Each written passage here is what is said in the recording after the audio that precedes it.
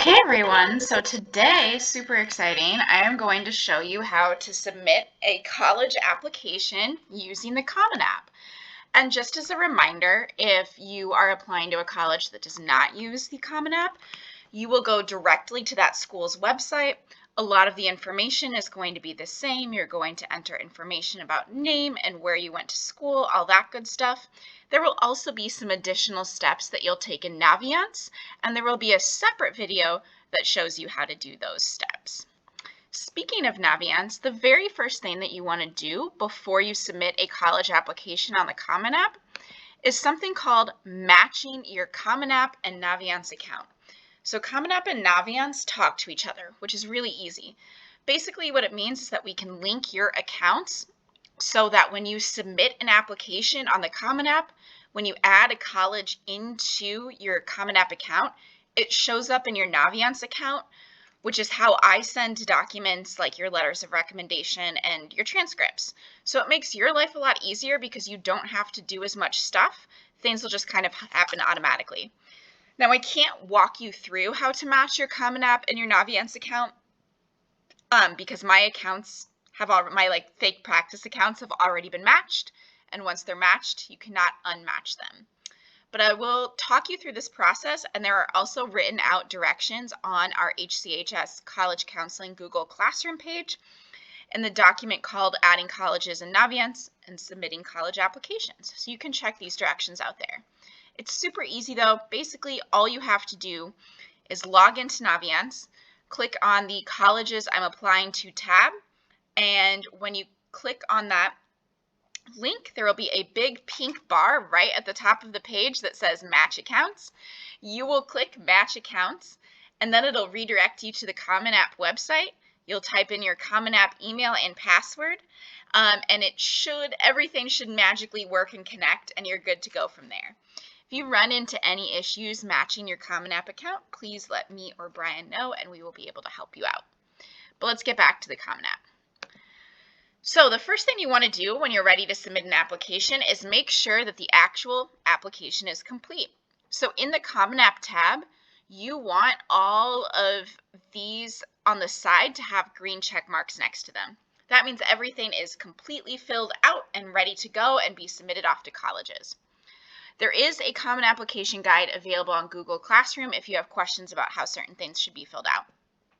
The last thing you'll want to do, just as a reminder, is copy and paste your personal essay in from the Google Doc that you've been typing it into the writing section right here. So my Common Application is filled out. I'm ready to go. So I'm going to start to add colleges into my Common Application. And I do that by going to the College Search tab, and super easy, start searching for the names of colleges. So today I think I'm going to apply to Concordia, let me spell it right, Concordia College in Moorhead. So I'll just type in Concordia and hit enter, and it's right there. You can type in part of a school's name to get the results. You can type in the full thing. Once I found the college that I want to add, I'm going to click that little plus sign. And then what'll happen is that Concordia College in Moorhead now appears in my Colleges tab. So this is actually where we're going to work to submit a college application. When you're ready to submit, when you've got all of your colleges added into the Common App, the very first thing you want to do is actually fill out the second section that you see here called Recommenders and FERPA. And you'll notice that that appears for every single college. For the Recommenders and FERPA section, you only have to fill it out once. So let's go ahead and click on that. Now, a quick note about what this is. So FERPA stands for the Family Education Rights and Privacy Act. Basically, it is a law that says that your educational information is your personal information, which means that I need permission to send your transcripts, letters of recommendation, and other information about you to colleges. So that's what this means when it says complete release authorization. So we're going to go ahead and get started by clicking this complete release authorization button. There's some information here you can read through that basically says exactly what I said about what FERPA is. and then you can hit I have read and understood the FERPA release authorization explanation above. There is also in the written guide on Google Classroom more information about FERPA is, as well as screenshots of how you can fill out this form.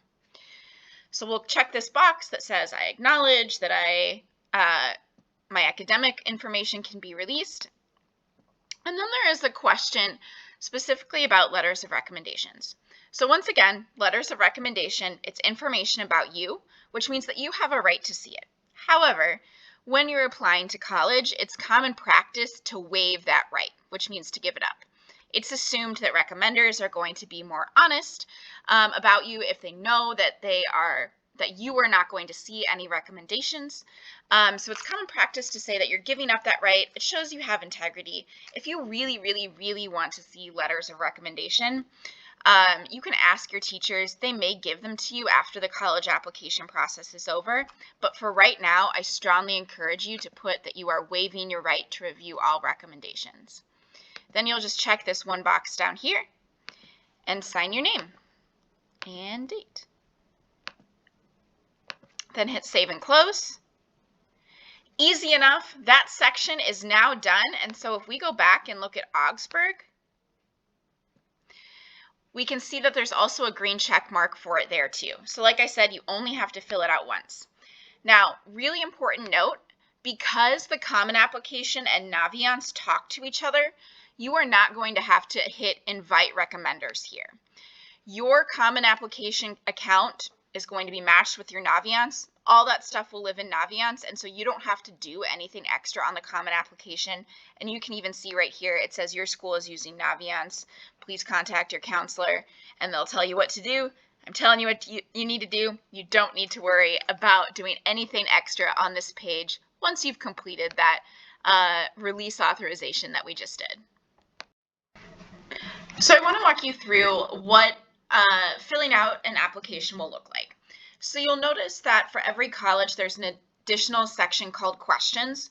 For most colleges, this section is going to go pretty quickly, but there may be some terms that you're unfamiliar with. I'm going to complete the Concordia College application as an example. Please, please, please ask your college counselor if you have any questions about your specific applications. So the first one is asking about student status. This is a really common question. You are going to be a full-time student. Now, being a full-time student does not mean that you are in school every day 9 to 5. What it does mean is that you are on track to finish your degree in 4 years, and being a full-time student also means that you are going to be eligible for maximum financial aid. For most students, your preferred start term is going to be fall of 2022.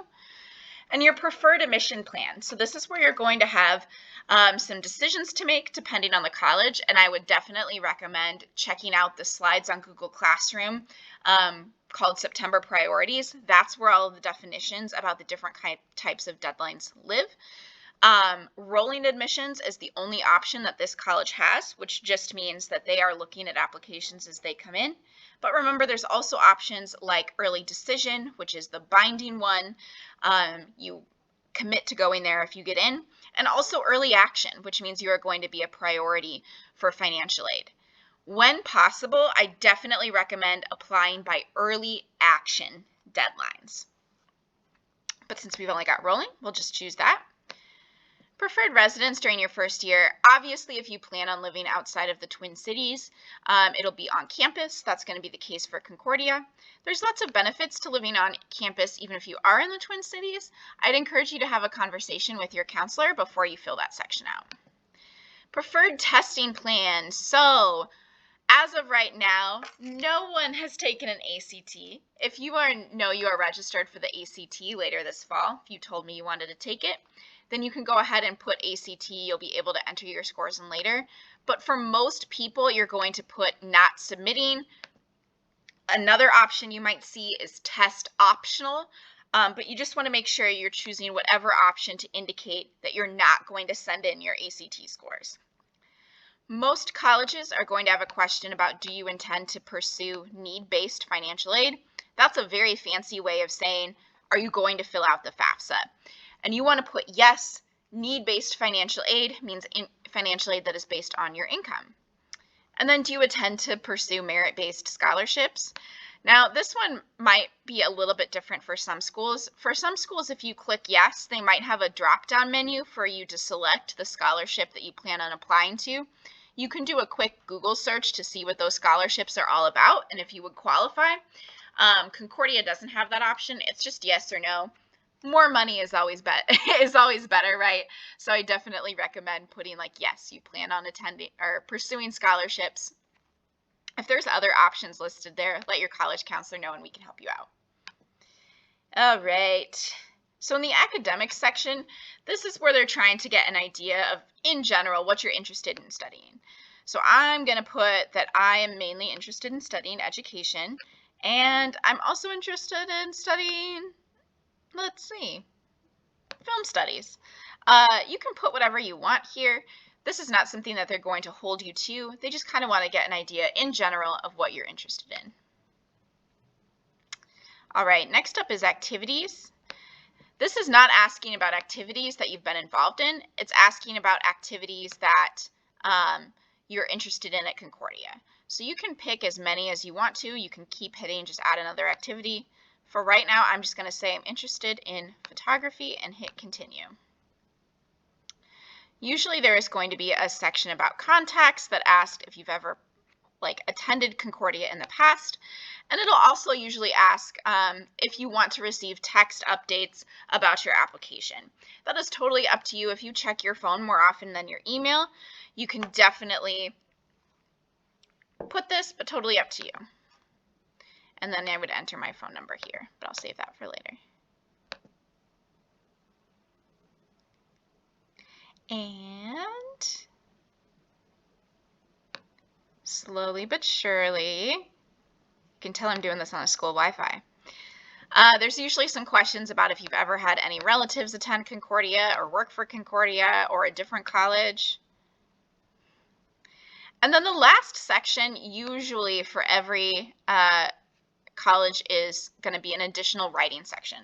Now, for some colleges, this is a part where there would actually be questions for you to answer in written form. There may be some short answer questions. Some colleges will have a question like, why do you want to apply here? Other colleges will have a question about diversity that they want you to answer. Other questions may include like what books you like to read or what movies you like to watch. It can be a little bit of everything. I really encourage you, if there are additional questions that are going to require some writing, to write your answers in a Google Doc first before you submit them. That way they're saved, you can reuse them if you need to, and you can also have your college counselor look over them. For this one, this just has a question about like criminal history. Some schools have this question, some schools don't. Answer it as you will. Right, so now that I've filled out every single section, I should get this lovely green check mark. Yep, there it is. So I've got this green check mark now by questions.